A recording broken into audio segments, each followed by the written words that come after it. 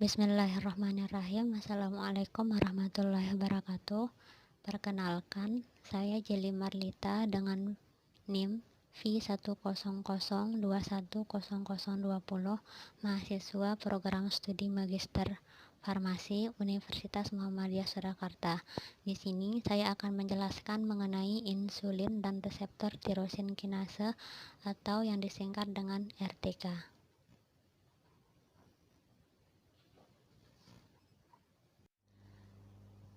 Berikut bahasan materi yang akan saya jelaskan di sini adalah yang pertama ada insulin dan bagaimana proses sintesis insulin. Yang kedua ada reseptor tirosin kinase atau yang disingkat dengan RTK. Yang ketiga ada insulin reseptor.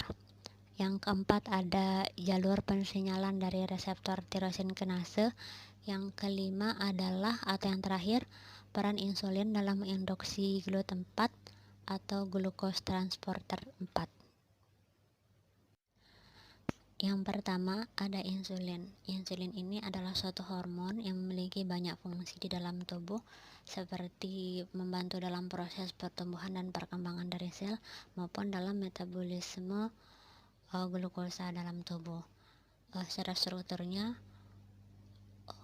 insulin ini adalah suatu hormon yang terdiri dari rantai A dan rantai B, yang seperti pada gambar di bawah ini, di mana rantai A dan rantai B ini masing-masing memiliki asam amino yang berbeda-beda, dan kedua rantai ini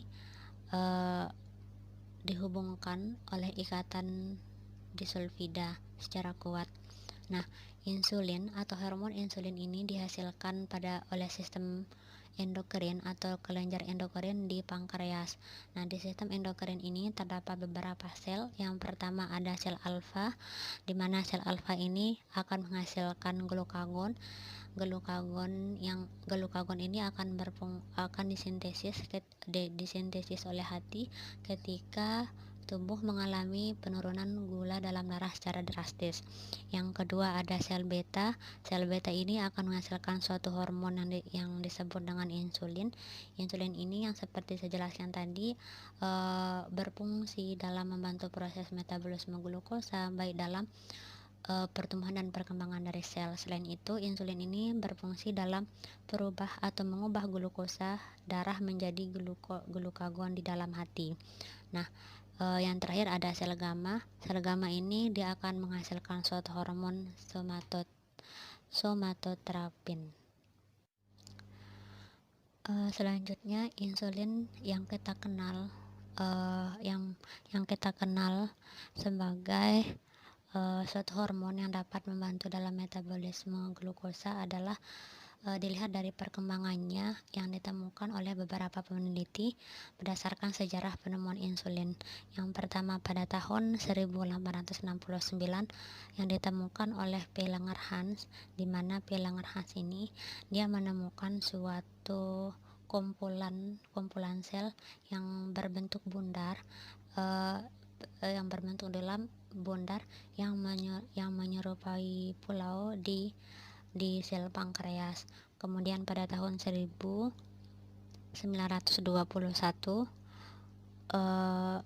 Banting and McLeod ini dia menemukan dan mengisolasi insulin pada pankreas anjing yang telah diangkat. Dan pada tahun 1955 yang ditemukan oleh Sanger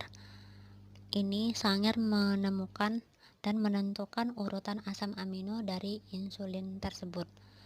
Pada tahun 1964 Crawford Hodgkin menemukan menggunakan suatu metode yaitu kristalografi sinar X, di mana metode ini bertujuan dalam menentukan struktur biomolekul yang penting dalam insulin, sehingga pada tahun 1967 mengalami perkembangan lebih lanjut yang ditemukan oleh Steiner and Chance, di mana Steiner dan Chance ini menemukan struktur dari proinsulin. yang selanjutnya pada tahun 1969, Crawford kembali menemukan dan menentukan struktur insulin secara 3 dimensi. Yang terakhir, penemuan terakhir di sini adalah yang ditemukan oleh Ruther and Goodman. Di sini Ruther dan Goodman ini dia melakukan suatu cloning dari gen insulin. Berikut sintesis dari insulin. Seperti yang saya jelaskan pada saat sebelumnya, insulin ini diproduksi di sel pankreas, di mana di pankreas tersebut terdapat 99% kelenjar eksokrin dan 1% kelenjar endokrin atau disebut dengan sistem endokrin. Nah, di dalam sistem endokrin ini terdapat pulau Langerhans atau Langerhans Islet, di mana di dalam sel Langerhans ini terdapat beberapa sel, yaitu sel alfa, sel beta, dan sel gamma, di mana masing-masing sel ini akan menghasilkan hormon yang spesifik. Seperti sel alfa akan menghasilkan glukagon, sel beta akan menghasilkan insulin, dan sel gamma di sini dituliskan adalah di sel yang akan menghasilkan suatu hormon somatostatin. Pada gambar sebelah kanan adalah salah satu contoh gambaran dari sel Langerhans pada manusia yang dilihat di bawah mikroskop elektron. Di sini pada gambar ini terlihat jelas huruf B ini adalah sel beta, dan D adalah sel somatostatin, dan yang A ini adalah sel alfa yang akan menghasilkan hormon glukagon. Berikut sintesis, secara spesifiknya sintesis dari insulin itu seperti yang terlihat pada gambar berikut. Yang pertama kan insulin itu akan dihasilkan pada sel beta. Nah, dalam sel beta tersebut terdapat suatu inti sel atau yang disebut dengan nukleus. Di dalam nukleus tersebut terdapat suatu ribosom, salah satunya adalah ribosom nomor 11. Nah, di ribosom nomor 11 tersebut adalah tempat gen insulin itu berada. Nah, di dalam ribosom kan terdapat suatu gen itu adalah suatu urutan basa nitrogen. Urutan basa nitrogen dalam bentuk DNA ini akan mengalami transkripsi, di mana proses ini adalah urutan DNA dari insulin tersebut akan diproses menjadi mRNA. Nah, mRNA ini dia akan menuju ke dalam ribosom untuk mengalami proses translasi, di mana proses translasi ini akan menghasilkan suatu asam amino pertama yang memiliki signaling peptide yang disebut dengan preproinsulin. Nah, preproinsulin ini dia akan menuju ke retikulum endoplasma. Di dalam retikulum endoplasma, preproinsulin seperti yang terlihat pada gambar sebelah kanan atas, dia akan mengalami proses pemotongan di daerah signaling peptida yang seperti pada gambar yang asam amino yang berwarna kuning. Dia akan dipotong di daerah asam amino nomor 24 seperti pada gambar. Setelah terjadinya proses pemotongan, maka preproinsulin ini akan berubah menjadi proinsulin. Sebelumnya, proses pemotongan ini akan dibantu oleh suatu enzim spesifik yang disebut dengan enzim endopeptidase. Kemudian hasil pemotongan akan menghasilkan suatu asam amino yang disebut dengan proinsulin, yang dimana proinsulin ini akan menuju ke daerah aparatus Golgi. Di daerah aparatus Golgi, proinsulin ini pada aparatus Golgi atau badan Golgi akan mengalami proses pemotongan kembali.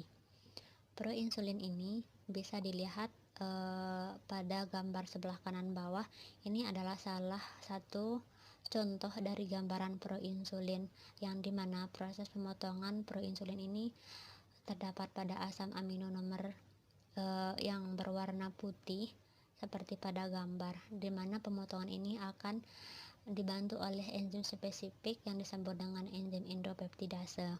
Nah, sehingga akan menghasilkan suatu insulin primer dan C-peptide. Insulin primer inilah yang akan dibutuhkan oleh tubuh dalam membantu proses baik dalam metabolisme maupun dalam pertumbuhan dari sel.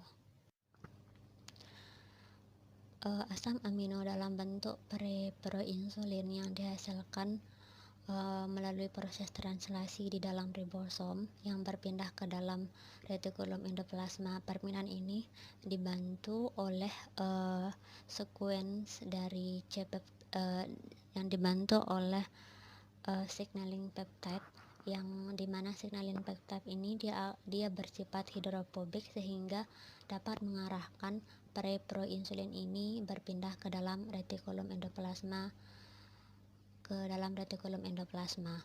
Kemudian seperti yang saya jelaskan tadi, preproinsulin ini setelah di dalam retikulum endoplasma, dia akan mengalami proses pemotongan oleh enzim tertentu, enzim makrosomal yang disebut dengan enzim endopeptidase, sehingga menghasilkan proinsulin. Nah, proinsulin ini dia akan menuju ke daerah badan Golgi, di mana dia di badan Golgi akan mengalami proses pemotongan sehingga akan menjadi granul-granul sekretory, yang kemudian granul ini akan matang dan menghasilkan insulin primer yang memiliki rantai A dan rantai B dan C-peptide.